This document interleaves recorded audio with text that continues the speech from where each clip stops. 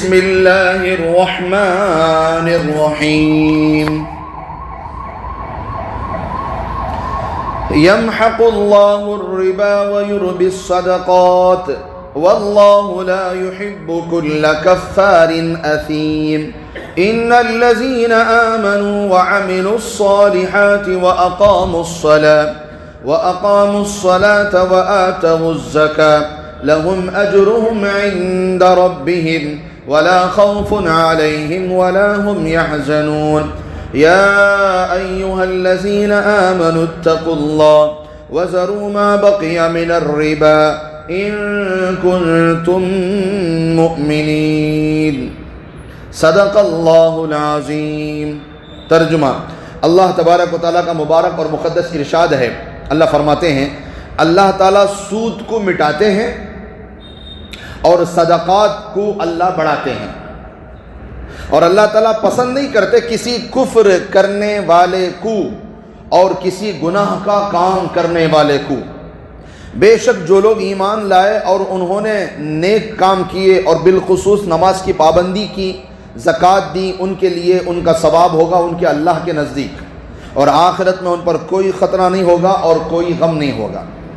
اے ایمان والوں، اللہ سے ڈرو اور جو کچھ سود کا بقایا ہے اس کو چھوڑ دو اگر تم ایمان والے ہو۔ صدق اللہ العظیم۔ سورہ بقرہ کی آیت نمبر 270 پر 6، 270 پر 7 اور 270 پر 8 ہے۔ 2 دن سے یہ آیتیں تلاوت تو ہوئی ہیں مگر تفسیر نہیں ہوئی ان کی۔ تو میرے عزیزوں، اللہ پاک کا فرمان ہے یمحق اللہ الربا ویربی الصدقات، اللہ سود کو مٹا دیتے ہیں اور صدقات کو بڑھاتے ہیں۔ روایت میں ہے کہ آپ صلی اللہ علیہ وسلم نے ارشاد فرمایا، سچے دل سے اور امانت داری سے ایک کھجور بھی اگر آپ اللہ کے راستے میں دیں گے تو اللہ اسے اپنے سیدھے ہاتھ سے لیں گے۔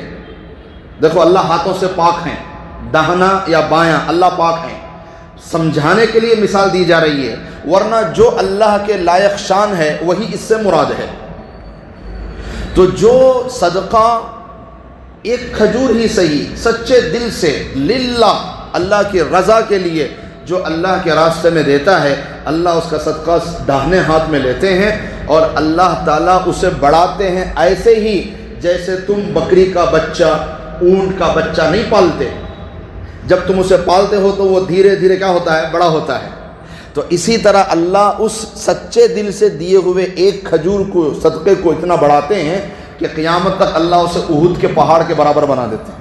سبحان اللہ۔ اللہ ہم سب کو تھوڑا ہو یا زیادہ سچے دل سے دینے کی توفیق عطا فرمائے۔ تو یمحق اللہ الربا، اللہ سود کو کیا کر دیتے ہیں؟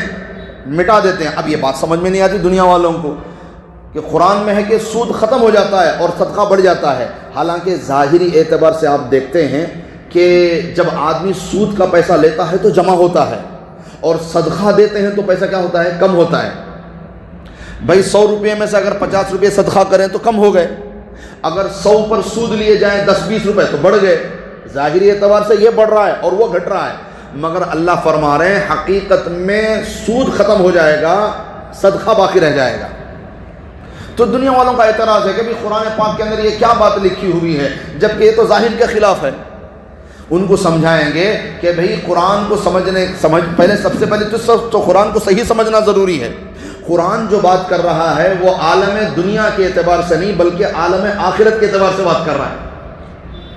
عالم آخرت میں سود مٹ جائے گا اور صدقہ بڑھ جائے گا۔ وہ کسی غیر مسلم نے بڑے عالم دین سے سوال کیا کہ بھی تم تو کہتے ہو کہ اسلام میں کوئی بڑا چھوٹا، اچھا برا، گورا کالا کوئی فرق نہیں ہے، سب برابر ہیں اسلام کے اندر، مگر تمہارے قرآن میں ہے یوم تبیض وجوہ وتسود وجوہ، کہ بعضوں کے چہرے سفید ہوں گے اور بعضوں کے چہرے سیاہ ہوں گے۔ تم تو کہتے ہو ہمارے یہاں گورے کالے کا فرق نہیں، یہاں تو قرآن میں ہے کہ بعض لوگوں کے چہرے گورے ہوں گے، بعض لوگوں کے چہرے کالے ہوں گے۔ تو ان عالم دین نے ان غیر مسلم بھائی کو سمجھایا کہ بھئی سب سے پہلی چیز تو یہ ہے کہ قرآن کو سمجھنا ضروری ہے۔ تم نے جو آیت دلیل کے طور پر قرآن کی پیش کی، تھوڑا پوری آیت پڑھو، اس لیے کہ اعتراض کرنے والا اتنا ہی جملہ لیتا ہے جتنا اسے چاہیے ہوتا ہے۔ شروع سے پڑھو، حضرت نے کہا شروع سے پڑھو، یوم تبیض وجوہ و تسود وجوہ، یوما کا لفظ بھی تو ہے، تو یہاں یوما سے مراد کیا ہے کہ مجھے نہیں پتا، تو پھر اعتراض کس بات کا؟ جب تمہیں پوری بات پتا ہی نہیں تو پھر اعتراض کیوں؟ یوما سے مراد ہے قیامت، یوم سے مراد کیا ہے؟ قیامت کا دن۔ اللہ فرما رہے ہیں کہ قیامت کے دن نیک لوگوں کے چہرے گورے گورے خوبصورت چمکدار ہو جائیں گے، اور گناہ گاروں کے چہرے سیاہ پڑ جائیں گے، کالے پڑ جائیں گے۔ بات تو عالم آخرت کی ہو رہی ہے، اور ہم تو دنیا میں کہہ رہے ہیں کہ اسلام کے اندر کوئی تفاوت نہیں، کوئی بڑا چھوٹا نہیں، نیکی کے اعتبار سے بڑا چھوٹا ہے، جو زیادہ تقوی والا ہے وہ اللہ کے یہاں زیادہ مقبول ہے۔ آپ صلی اللہ علیہ وسلم نے پوری حیات طیبہ میں کبھی بھی حضرت بلال کو یہ کہہ کر پیچھے نہیں کیا کہ تم پیچھے ہٹو اس لیے کہ تم کالے ہو۔ کبھی بھی آپ صلی اللہ علیہ وسلم نے پوری حیات طیبہ میں حضرت صہیب رضی اللہ تعالیٰ عنہ کو یہ کہہ کر کہ تم غلام ہو پیچھے ہٹ جاؤ کبھی نہیں ہٹایا۔ صف میں جو پہلے آئیں گے وہ پہلے کھڑے ہوں گے، ان کا حق ہے۔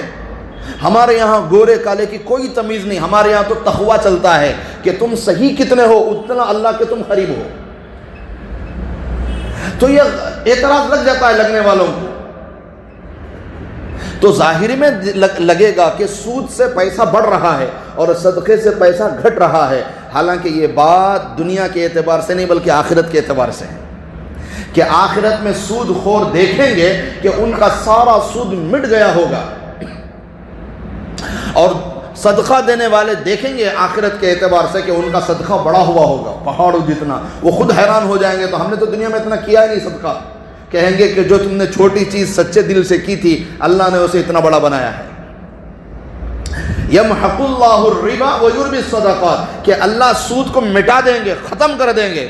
اسی آیت کی روشنی میں علماء فرماتے ہیں 40 سال گزرنے نہیں پائیں گے کہ پھر اللہ جو ہے اسے غریب مفلس بنا کر چھوڑ دیں گے، یا 3 پیڑھیاں اس کی مکمل نہیں ہو پائیں گی کہ اللہ اسے فقیر بنا دیں گے۔ سود کا مال کبھی بھی سکون اور خوشی نہیں لے کر آتا۔ حضرت عمر بن خطاب رضی اللہ تعالیٰ عنہ کے دور میں حضرت عمر رضی اللہ تعالیٰ عنہ ایک مرتبہ مسجد سے باہر نکلے ہیں، کہیں سے باہر نکلے، دیکھا ایک بہت گندم گیہوں کا ڈھیر لگا ہوا ہے، تو حضرت عمر بن خطاب رضی اللہ تعالیٰ عنہ نے پوچھا کہ بھی یہ کن کا ہے؟ تو دونوں سامنے آئے، اس میں ایک دوسروں کے غلام تھے اور ایک حضرت عمر کے خود ایک بندہ غلام تھا، ان کا مال تھا، وہ دونوں غلام تھے۔ تو حضرت عمر بن خطاب نے دعا دی اللہ تعالیٰ تمہارے مال میں اضافہ فرمائے، تو ان دونوں غلاموں میں سے ایک غلام جو دوسرے کا تھا انہوں نے کہا کہ اے امیر المومنین یہ وہ گیہوں ہے جو ہم نے لے کر اسٹاک کر لیا تھا تاکہ جب قیمت بڑھے گی تب بیچیں گے۔ تو یہ سننا تھا حضرت عمر بن خطاب رضی اللہ تعالیٰ عنہ نے کہا پھر تو تم نے بہت غلط کام کیا ہے۔ کیوں؟ اسے احتکار کہتے ہیں عربی میں، کہ چیز پیسے والے چیز لے کر گوڈانوں میں کیا کر دیتے ہیں؟ اسٹاک کر دیتے ہیں، جب مارکیٹ میں وہ چیز ختم ہو جاتی ہے تو پھر اسے مہنگا کر کے بیچتے ہیں۔ تو یہ جب انہوں نے کہا تو حضرت عمر بن خطاب نے کہا فوراً توبہ کرو، یہ چیز اسلام کے اندر جائز نہیں کہ تم مہنگا کر کے بیچو، لوگوں کو تکلیف دو، یہ چیز اسلام میں جائز نہیں، لہذا تم دونوں توبہ کرو اس پر، ورنہ آپ صلی اللہ علیہ وسلم نے فرمایا کہ جو اس طرح کا کام کرے گا مرنے سے پہلے یا تو اللہ اسے مفلس کر دیں گے یا تو اللہ اسے جذام کی بیماری دے دیں گے۔ تو اس میں سے ان دونوں غلاموں میں سے جو دوسرے کا غلام تھا وہیں پر فوراً اس نے توبہ کر لی کہ حضرت میں آپ کو گواہ بناتا ہوں، توبہ کرتا ہوں، آج کے بعد میں یہ کام نہیں کروں گا۔ مگر جو حضرت عمر رضی اللہ تعالیٰ عنہ کا غلام تھا اس نے کہا حضرت ہم تو نفع کے لیے کر رہے ہیں اور نفع حاصل کرنا کون سا غلط کام ہے، اس نے توبہ نہیں کی۔ تو مدینے والوں کا بیان ہے کہ ہم نے اسے دیکھا آخری وقت میں اللہ نے اسے جذام کی بیماری دے دی، سارے مدینے میں گھومتا تھا اور سب لوگ کہتے تھے یہ وہی جذامی ہے جس نے حضرت عمر کی بات کو ٹھکرائی، اور نبی کی حدیث سامنے آنے کے باوجود بھی توبہ نہیں کی۔ تو یہ حالتیں ہوتی ہیں. اگر کوئی غلہ اسٹاک کر کے مہنگا کر کے لوگوں کو بیچتا ہے، یہ بھی اسلام میں جائز نہیں. جو عوام کو تکلیف دینے والی چیز ہے وہ اسلام میں ہے ہی نہیں. جنگ ایک موقع پر جب جنگ ختم ہوئی تو اپنوں کی تلاش میں نکل جاتے ہیں کہ پتہ نہیں زندہ بھی ہیں یا شہید ہو گئے، یہ دیکھنے کے لیے سب اپنوں کی تلاش میں نکل جاتے ہیں میدان کے اندر. ایک عورت اپنے معصوم بچے کی تلاش میں نکل گئی، اس کا بچہ کھو گیا تھا. پتہ نہیں کہ بچہ جنگ میں شہید ہو گیا، پتہ نہیں باحیات ہے، اسے نہیں پتہ، مگر بے چینی کے عالم میں وہ عورت سارے میدان کے چکر کاٹ رہی تھی. اس کی بے قراری صحابہ بھی دیکھ رہے تھے، آپ صلی اللہ علیہ وسلم بھی دیکھ رہے تھے. آپ صلی اللہ علیہ وسلم نے فرمایا کہ صحابہ کیا خیال ہے، کیا یہ عورت جو اپنے بچے کے لیے بے چین میدان میں دوڑ رہی ہے، کیا یہ پسند کرے گی کہ اس کے بچے کو آگ بھی لگے؟ تو سب نے کہا کہ اے پیارے نبی صلی اللہ علیہ وسلم، جو ماں اپنے بچے کے لیے اتنی بے قرار ہو وہ کیسے پسند کرے گی کہ اس کے بچے کو آگ لگے؟ تو پھر آپ نے فرمایا، اس ایک ماں کی تڑپ آپ دیکھ کر کہہ رہے ہو، ہمارا جو اللہ ہے وہ اپنے بندوں سے 70 ماؤں سے زیادہ محبت کرتا ہے. وہ کیسے چاہے گا کہ اپنے مسلمان بندے، ایمان والے بندے جہنم میں جلے؟ اسی لیے تو اللہ تمہیں پاک کرنا چاہتے ہیں دنیا میں کہ کسی کی تکلیف سے اپنے ہاتھوں کو نہ رنگو، برداشت کر لو، صبر کر لو، مگر کسی کو تکلیف نہ دو، کسی سے انتقام نہ لو، کسی سے بدلہ نہ لو. قیامت کے دن نبی سے بدلہ لے لینا، اللہ سے بدلہ لے لینا. تو یہ جو اللہ نے حلال کیا ہے تجارت کو، سود کو جو اللہ نے حرام کیا ہے. اچھا، حضرت عمر بن خطاب رضی اللہ تعالیٰ عنہ کی ایک بات ہے. حضرت عمر نے کہا، چونکہ یہ آیت ہے نا، ابھی آگے 2 آیتیں آنے والی ہیں، وہ بالکل قرآن پاک کی آخری آیت ہے جو نازل ہوئی. وَاتَّقُوا يَوْمًا تُرْجَعُونَ فِيهِ إِلَى اللَّهِ 280 پر. یہ اب ہم کہاں پر ہیں؟ 280 پر 8 میں ہیں، یعنی 2 آیتیں آگے بڑھ جائیں، 2-3 آیتیں آگے بڑھ جائیں. تو 280 پر ایک جو آیت ہے وَاتَّقُوا يَوْمًا تُرْجَعُونَ فِيهِ إِلَى اللَّهِ، یہ وہ آیت ہے جو بالکل قرآن کی آخری آیت ہے. نزول کے اعتبار سے، ترتیب کے اعتبار سے من الجنۃ والناس آخری آیت ہے، مگر نزول کے اعتبار سے، نازل ہونے کے اعتبار سے 280 پر ایک جو آیت ہے سورہ بقرہ کی، یہ بالکل آخری آیت نازل ہوئی ہے. تو حضرت عمر بن خطاب رضی اللہ تعالیٰ عنہ نے جب یہ آیتیں دیکھی، آخری میں اتری، اس کے بعد آپ صلی اللہ علیہ وسلم دنیا سے تشریف لے گئے. تو حضرت عمر نے کہا، کاش آپ صلی اللہ علیہ وسلم کی حیات طیبہ اور کچھ دن ہوتی تو ہم اور بھی زیادہ مسئلے سود کے بارے میں جان لیتے. 3 چیزیں حضرت عمر نے فرمایا: دادا کی وراثت کا مسئلہ، کلالہ لے پالک اولاد کا مسئلہ، اور تیسرا سود کا مسئلہ. یہ تینوں چیزوں کی اور تھوڑی وضاحت ہو جاتی تو اچھا تھا. تو اس پر دنیا والوں کا اعتراض ہو گیا کہ دیکھو جی، حضرت عمر رضی اللہ تعالیٰ عنہ نے خود کہا کہ سود کا مسئلہ تو پورے طور پر واضح نہیں ہوا، تو ٹھیک ہے، اگر الگ الگ شکلیں اس کی دنیا میں ہیں تو سمجھ میں آ جائے تو اسے حلال بنا سکتے ہیں، سمجھ میں نہ آئے تو پھر اسے حرام سمجھ سکتے ہیں، کیونکہ خود حضرت عمر نے کہا ہے کہ بات پوری طرح سمجھ میں نہیں آئی. یہ اعتراض بڑا دنیا والوں کا ہے. ارے اللہ کے بندو، حضرت عمر کے کہنے کا مطلب کچھ اور ہے اور تم کچھ اور سمجھ رہے ہو. حضرت عمر نہیں بلکہ 1.25 لاکھ صحابہ کو سمجھ میں آ گیا کہ سود حرام ہے تو حرام ہے. 1.25 لاکھ صحابہ کو سمجھ میں آ گیا. تقریباً پورے قرآن میں 7 آیتیں ہیں جس میں سود حرام ہے. احادیث ذخیرہ میں 40 حدیث ایسی ہیں جس میں سود حرام ہے. اب اس کے علاوہ بھی کیا وضاحت چاہیے تمہیں؟ حضرت عمر بن خطاب رضی اللہ تعالیٰ عنہ کہنے کا مطلب سمجھیں. آپ صلی اللہ علیہ وسلم نے فرمایا 6 چیزیں ایسی ہیں جس میں برابری بہت ضروری ہے، اوپر نیچے ہو جائے گا تو سود ہو جائے گا. کتنی چیزیں ہیں؟ 6 چیزیں. سونا، چاندی، گندم گیہوں، نمک، کھجور، جو، اور ایک روایت میں نمک کے علاوہ انگور کا لفظ آیا ہے، باقی ہیں تو 6. سونا اگر آپ کسی سے لیں گے 10 گرام تو آپ 10 گرام ہی لوٹائیں گے. چاہے جب بھی آپ لوٹائیں. اگر آپ نے 10 گرام لے کر 10.5 گرام بھی اگر لوٹایا تو وہ آدھا گرام سود ہو جائے گا. چاندی جتنے گرام آپ لیں گے کسی سے قرض اتنا ہی آپ کو لوٹانا پڑے گا. 1 گرام بھی اوپر 1 ملی میٹر بھی اوپر نیچے نہ ہو. اگر آپ نے کسی سے گیہوں ادھار لی 1 کلو تو آپ کو 1 کلو ہی گیہوں واپس ادا کرنی ہے. اگر 2 کلو ادا کریں گے تو اوپر کا 1 کلو سود ہو جائے گا.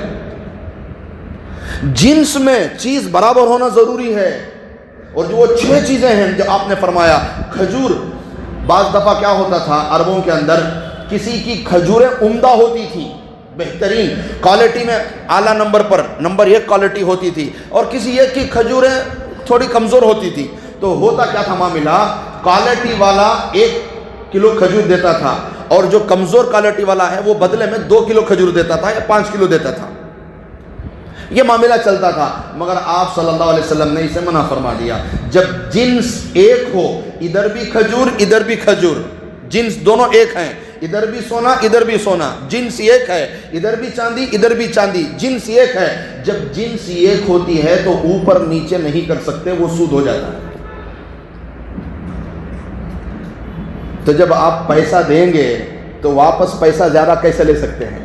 یہاں بھی پیسہ وہاں بھی پیسہ، جنس ایک ہے. جنس کیا ہے؟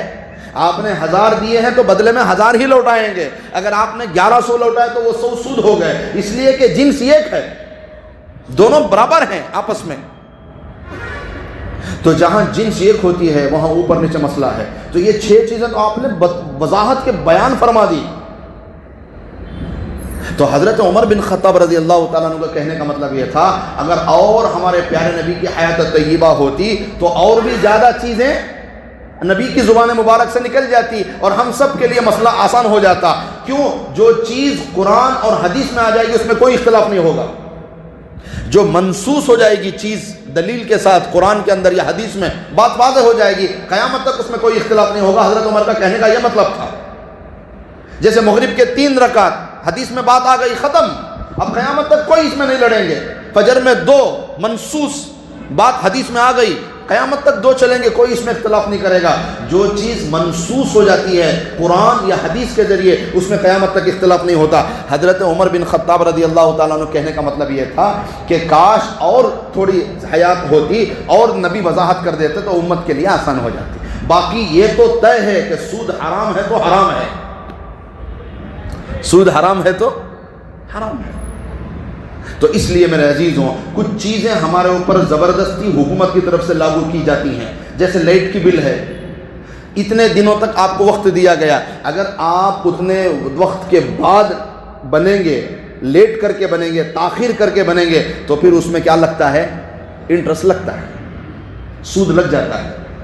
ان کے لیے تو کوئی مسئلہ نہیں، وہ تو غیر ہیں، ان کے لیے تو کوئی مسئلہ نہیں، اس لیے وہ ہر چیز پر انٹرسٹ لگاتے ہیں. یہاں تک کہ طالب علموں کے لیے جو لون پڑھنے کے لیے دیا جاتا ہے اس میں بھی باقاعدہ حکومت انٹرسٹ وصول کرتی ہے. تو میرے عزیزوں، ان چیزوں میں ہم مجبور ہیں، ان چیزوں میں ہم اس بات کی کوشش کریں کہ لائٹ کی بل تاخیر نہ ہو اور ہمیں انٹرسٹ بننے کا موقع ہی نہ آئے. یوں ہم بچنے کی کوشش کریں. باقی ہم حکومت کو نہیں بول سکتے کہ بھی ہمارے یہاں سود حرام ہے تو تم لینا چھوڑ دو، یہ بات نہیں چل سکتی. ہاں یہ کوشش کر سکتے ہیں کہ ہم وقت کے اندر اندر کیا کر دیں؟ ادا کر دیں. جہاں ہم مجبور ہیں وہاں یہ صورت اختیار کریں. سود سے بچنے کی نیت اگر ہوگی تو انشاءاللہ اللہ بھی معاملہ آسان کر دیں گے آپ کے لیے. نیت تو ہو اندر، سچی نیت تو ہو. تو اللہ فرماتے ہیں یمحق اللہ الربا ویربی الصدقات واللہ لا يحب كل کفار اثیم. اللہ تعالیٰ سود کو مٹا دیتے ہیں اور صدقات کو بڑھاتے ہیں عالم آخرت کے اعتبار سے، اور اللہ تعالیٰ پسند نہیں کرتے انکار کرنے والے کو. کیا مطلب؟ کہ جو سود کا انکار کر دے گا، یعنی سود کو حرام نہیں مانے گا، گویا اس نے اللہ کے فیصلے کا انکار کیا. جو سود میں ملوث ہوتا رہے گا جان بوجھ کر، تو یوں سمجھو گویا کہ اس نے اللہ کے فیصلے کا انکار کیا. اللہ فرماتے ہیں جو اللہ کے فیصلے کا کل کفار، ہر انکار کرنے والے کو اللہ پسند نہیں کرتے، کیونکہ اس نے اللہ کے فیصلے کا انکار کیا ہے، اللہ کے قانون کا، شریعت کا انکار کیا ہے. لا يحب، اللہ محبت ہی نہیں کرتے. ان الذين آمنوا وعملوا الصالحات واقاموا الصلاة وآتوا الزكاة لهم اجرهم عند ربهم. یاد رکھو جو ایمان والے ہیں، جو اعمال صالحہ کرنے والے ہیں، جو نماز ادا کرنے والے ہیں، جو زکوٰۃ دینے والے ہیں، یہی ہیں نیک لوگ جن کا اجر اللہ کے پاس ہوگا. نیک لوگ تو ہمیشہ بچیں گے. حضرت ابو قتادہ رضی اللہ تعالیٰ عنہ صحابی رسول ہے صلی اللہ علیہ وسلم، ایک مرتبہ اپنے قرض خواہ جن کو انہوں نے قرض دیا تھا اس کے گھر پر پہنچے اور دستک دی، مگر وہ اندر سے باہر نہیں آیا. کیوں؟ کہ بھئی ان کو مجھے قرض دینا ہے، اگر میں سامنے آ جاؤں گا تو ہو سکتا ہے شاید مجھ سے قرض پوچھ لیں، اور میرے پاس تو اس وقت دینے کے لیے نہیں ہے. وہ اندر سے باہر ہی نہیں آیا اور حضرت نے دستک دی اور آواز لگائی، بھائی مجھے پتا ہے تو اندر ہے، باہر آ. تو اب اس کے پاس اور کوئی راستہ نہ رہا، اب یہ شرماتے ہوئے باہر آیا. تو حضرت نے پوچھا کہ بھئی اتنی تاخیر کیوں کی اور باہر کیوں نہیں آنے لگا؟ تو اس نے کہا حضرت مجھے آپ کو کچھ قرض دینا ہے اور مجھے شرم آ رہی تھی کہ کہیں آپ اگر مجھ سے سوال کر دیں تو میرے پاس تو اس وقت دینے کے لیے کچھ بھی نہیں ہے. تو حضرت نے کہا میں قرض لینے کے لیے، میں تو کسی اور کام کے لیے آیا تھا، مگر جب تو قرض کی وجہ سے اتنا شرمندہ ہو رہا ہے، یاد رکھ اللہ گواہ ہے میں نے تیرا قرضہ معاف کر دیا. کیوں؟ آپ صلی اللہ علیہ وسلم نے فرمایا جس نے قرض لینے میں مہلت دی، دینے والے کو وقت دیا، اور نمبر 2 یا پھر معاف کر دیا، تو پھر اللہ قیامت کے دن اسے معاف کر دیں گے. بنی اسرائیل کا ایک بندہ تھا نا، جب وہ مرنے کے بعد اللہ کے پاس حاضر ہوا، یہ ایک مثالیں دی جاتی ہیں، ورنہ جب قیامت ہوگی تبھی سب لوگ حاضر ہوتے ہیں، مگر بعض دفعہ سمجھانے کے لیے یہ واقعے بیان کیے جاتے ہیں. ورنہ تو اللہ کے پاس حاضری کب ہوگی؟ جب قیامت قائم ہوگی، سور پھونکا جائے گا، تب سب کھڑے ہوں گے. مگر یہ جو حدیثوں میں واقعات آئے ہیں یہ سمجھانے کے لیے بتایا جاتا ہے. تو یہ بنی اسرائیل جب دنیا سے چلا گیا تو وہ اللہ کے پاس حاضر ہوا، تو پھر اللہ نے فرمایا کہ بھئی میرے لیے کیا کر کے لائے ہو، دنیا میں کیا کما کر لائے، میرے لیے تم نے کیا عبادت کی؟ تو اس نے کہا کہ یا اللہ میں نے تو کچھ نہیں لایا، بس میرے پاس یہ عمل ہے. بھئی کیا ہے؟ کہ میں تو سودا بیچتا تھا، جب بھی کوئی قرضدار سودا لے کر جاتا تھا اور اس کے پاس پیسے نہیں ہوتے تھے دینے کے لیے وقت پر، تو پھر میں اسے اور وقت دیتا تھا، مہلت دیتا تھا. بس یہی ہے میرے پاس. اگر آپ کے یہاں یہ نیکی شمار ہوتی ہے تو نیکی ہے، باقی تو میری زندگی میں اور کچھ نہیں ہے، میں تو گنہگار ہوں. تو اللہ پاک فرماتے ہیں یہی تو سب سے بڑی نیکی ہے جو تو سمجھ رہا ہے کہ کچھ بھی نہیں ہے. تو نے میرے بندوں کو سہولت دی دنیا میں، سبحان اللہ. جب تو نے میرے بندوں کے ساتھ سہولت والا معاملہ کیا، اللہ فرماتے ہیں آج میں تیرے ساتھ سہولت والا معاملہ کروں. لوگوں کو سہولت دیں، تکلیف نہ دیں. ہم کسی کے تکلیف کا سبب نہ بنیں، کوشش کریں اس بات کی. بعض دفعہ ہو جاتا ہے، غصے میں حرکتیں ہو جاتی ہیں، مگر اس کے بعد کوشش کریں کہ توبہ ہو جائے، اس کے بعد کوشش کریں کہ معافی ہو جائے. سہولت دیں، اور دوسرے لوگوں سے بھی ہماری درخواست کہ سہولت کا ناجائز فائدہ بھی نہ اٹھائیں. اس کا یہ مطلب تھوڑی ہے کہ سہولت دیتے رہیں تو پھر آپ ناجائز فائدہ اٹھاتے رہیں، یہ بھی حرکت نہ ہو. دونوں طرف برابر اسلام اور شریعت حکم کرتی ہے. وقت پر دینے کی بھی تاکید ہے اور لینے والے کو سہولت دینے کی بھی تاکید ہے. سبحان اللہ.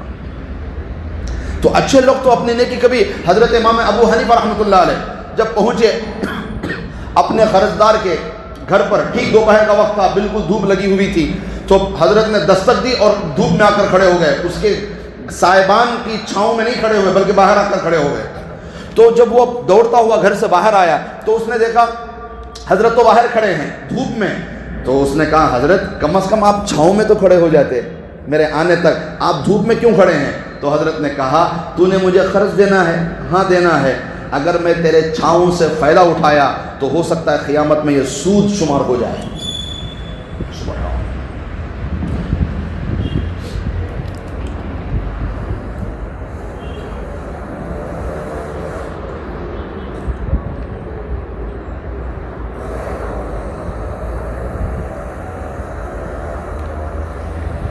شکریہ. تو نیک لوگ تو اپنے نیکیوں کی حفاظت یوں کرتے ہیں. بہت سے واقعات ہیں حضرت امام ابو حنیفہ رحمۃ اللہ علیہ کے. ایک مرتبہ ان کا جو کاروبار تھا کپڑوں کا، اپنے خادم سے کہا کہ بھی فلاں تھان میں کچھ عیب ہے، جب بھی بیچنا تو بتا کر بیچنا. تو اتفاق سے گراہک زیادہ ہو گئے، حضرت میں نہیں تھے، تو کسی نے وہ تھان خرید کر لے کر چلے گئے. تو جب حضرت واپس دکان پر آئے تو دیکھا وہ تھان نہیں ہے جس میں عیب تھا. کہا بھی وہ تھان کہاں گئی؟ وہ تو میں نے بیچ دی. اچھا اس میں جو عیب تھا تو نے بتایا کہ حضرت وہ تو بھول گیا رشک کی وجہ سے. تو پھر حضرت نے کہا آج کی پوری کمائی صدقہ کر دو, حرام مال میرے گھر میں نہیں جا سکتا. بچنا ہے تو آدمی کہیں بھی جا کے. حضرت ابوبکر صدیق رضی اللہ تعالیٰ عنہ کا جو غلام تھا, کئی دن کا فاقہ حضرت ابوبکر صدیق کا, جب کچھ لے کر آیا کھانے کو تو حضرت پہلے پوچھ کر کھاتے تھے, مگر اس وقت فاقہ اتنا, بھوک اتنی تھی, بغیر پوچھے حضرت نے کھا لیا. اس کے بعد غلام نے کہا کہ آپ تو روزانہ پوچھتے ہیں کہ کہاں سے لایا, آج نہیں پوچھے. کہا فاقہ بہت لگا تھا, بھوک بہت شدت کی تھی, 3 دن سے کھانا نہیں کھایا تھا, یا پتہ نہیں کتنے دن کا فاقہ تھا. تو اس نے کہا اچھا ٹھیک ہے. تو حضرت نے کہا اب تو بتا دے کہ کہاں سے لایا. تو پھر اس نے بتایا کہ میں زمانہ جاہلیت میں شرکیہ کلمات پڑھ کر تعویذ کرتا تھا, اس کے بدلے میں انہوں نے مجھے بدلہ اب دیا ہے. تو حضرت کو تو بڑا دکھ ہوا, شرکیہ کلمات سے کیا ہوا عمل اور اس میں اصول ہونے والا پیسہ تو ناجائز ہے. تو پھر حضرت نے اتنی شدت سے خے کیا, سارے کا سارا جو کھایا تھا سب خے کر کے باہر نکال دیا. تو اس غلام نے کہا کہ حضرت رحم کریں, اتنی شدت تو نہ کریں, اتنا خے کریں گے آپ. تو حضرت نے کہا جان بھی اگر میری چلی جائے تو میں اس کے ساتھ یہ سارا کھانا باہر نکال دوں گا. نیک لوگ تو اپنی حفاظت کیوں کرتے ہیں کہ اپنے اندر حرام کا لقمہ جانے نہیں دیتے. ایک میدان میں 2 باتیں, نمبر 1 جھوٹ نہیں, نمبر 2 حرام کا لقمہ نہیں. انشاءاللہ آپ کی زندگی آدھی ولایت تو یہیں پر حاصل ہو گئی, باقی آدھی ولایت آپ نماز پڑھ کر قرآن پڑھ کر حاصل کر لیں. فرمایا وَلَا خَوْفٌ عَلَيْهِمْ وَلَا هُمْ يَحْزَنُونَ, اور ان نیک لوگوں پر اللہ اتنا رحم کریں گے کہ قیامت کے دن نہ ان پر خوف ہوگا نہ غم ہوگا. یہ ایک معنی تو میں نے اس سے پہلے بتایا خوف کا. کیا معنی؟ خوف ظاہری دکھ جاتا دیکھتے ہی, پھر وہ ڈر کو ہے جو کہتی ہے ہمیں مثال. تو ایک ہے غم اندر دکھاتا نہیں انہیں باہر, یہ تو حزن کہتے ہیں اندر کے دکھ کو, خوف کہتے ہیں دکھنے نظر آنے والے خوف. دوسرا معنی میں نے آج پڑھا, بڑا خوبصورت معنی دوسرا بھی ہے اس کے. دوسرا معنی یہ ہے خوف کہتے ہیں آنے والے وقت میں تکلیف ملنے کا گمان ہونا, اور حزن کہتے ہیں گزری ہوئی زندگی میں اگر کوئی غلطی ہوئی ہو تو اس میں سے کچھ نقصان پہنچنے کا اندیشہ ہونا. سبحان اللہ, بڑا زبردست معنی ملا. تو یہ بھی ہے کہ بندے کو کبھی احساس ہوتا ہے, کبھی گمان ہوتا ہے آنے والے وقت میں کیا ہوتا کہ ہمارے ساتھ. یہ خوف, خدا نہ کرے گزرے ہوئے زمانے میں اگر کوئی خطا ہوئی ہوگی تو اس کا ڈر, وہ ہوگی تھی غلطی, وہ کیا ہوتا کہ کب کیا مصیبت آتی ہے کہ تو قیامت کے دن اللہ نیک لوگوں کو اتنا آزاد کر دیں گے, نہ آنے والے وقت کا کوئی خوف ہوگا نہ گزرے ہوئے وقت کا کوئی خوف ہوگا. سبحان اللہ. یا ایھا الذین آمنوا اتقوا اللہ, یہاں آمنو کا لفظ آیا, یا ایھا الذین آمنوا, اے ایمان والوں اب ڈرو اللہ سے. وذروا ما بقی من الربا, چھوڑ دو جو اس سے پہلے لینا دینا ہو گیا وہ سب ختم کرو. ان کنتم مؤمنین, اگر تم سچے مومن ہو. 2 قبیلوں میں مسئلہ ہو گیا تھا, ایک بنو ثقیف ایک بنو مخزوم. بنو مخزوم اسلام کے اندر آ گئے تھے, بنو ثقیف ابھی اسلام میں نہیں آئے تھے, اور بنو مخزوم نے بنو ثقیف سے کچھ لیا ہوا تھا سود پر. اب یہ مسلمان ہو گئے تو انہوں نے کہا کہ بھی قرآن میں آ گیا سود حرام ہے. انہوں نے کہا ہم تو مسلمان ابھی نہیں ہوئے, ہم تو کافر ہیں, ہمارے پاس تو مسئلہ نہیں ہے, ہمارا سود واپس کرو. یہ جھگڑا ہو گیا تھا, تو اس پر یہ آیت اتری. تو آگے چل کر بنو ثقیف بھی مسلمان ہو گئے, تو پھر انہوں نے بھی اپنا سب فتح مکہ کے موقع پر, حجۃ الوداع کے موقع پر آپ صلی اللہ علیہ وسلم نے فرمایا, حجۃ الوداع میں جو آخری بیان عرفات کے میدان میں آپ نے فرمایا, تو اس میں کیا فرمایا, آج کے بعد سود حرام ہے, اور میں سب سے پہلے اپنے چچا حضرت عباس رضی اللہ تعالیٰ عنہ کا سود اپنے پاؤں تلے ختم کرتا ہوں. تو حضرت عباس رضی اللہ تعالیٰ عنہ اس وقت نہیں تھے, مگر بعد میں ان کو اطلاع دی گئی کہ آپ صلی اللہ علیہ وسلم نے آپ کے سود کو ختم کر دیا ہے. تو حضرت عباس اتنے خوش ہوئے, کہا میرے بھتیجے نے سود ختم کیا ہے, میں اصل بھی معاف کرتا ہوں. سبحان اللہ, نبی پر یوں جان نثار کرتے تھے. ہم تو ایک سنت کو زندہ نہیں کرتے نبی کی, لوگوں سے شرم آتی ہے نا, نبی سے محبت نہیں ہے, لوگوں کی بڑی شرم ہے. اور یہاں حضرت چچا کیا فرما رہے ہیں, میرے بھتیجے نے تو سود معاف کیا، میں تو اصل بھی معاف کروں گا، جاؤ کون بھی کیا بھی دینے کو ملے گا۔ تو علماء فرماتے ہیں اس قربانی کی وجہ سے حضرت عباس رضی اللہ تعالیٰ عنہ کی نسل میں اللہ نے 500 سال خلافت عطا فرمائی۔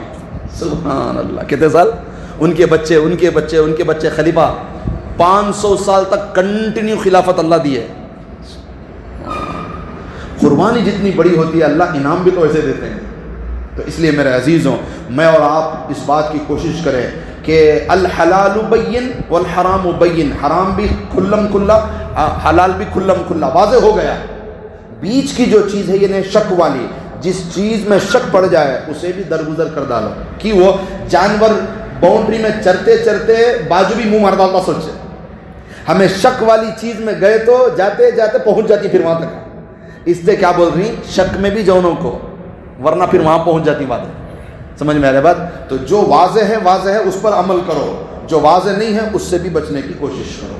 اللہ تعالیٰ ہم سب کو اور پوری امت مسلمہ کو اللہ سود سے، سود کے شائبے سے بھی، سود کے شک سے بھی اللہ ہماری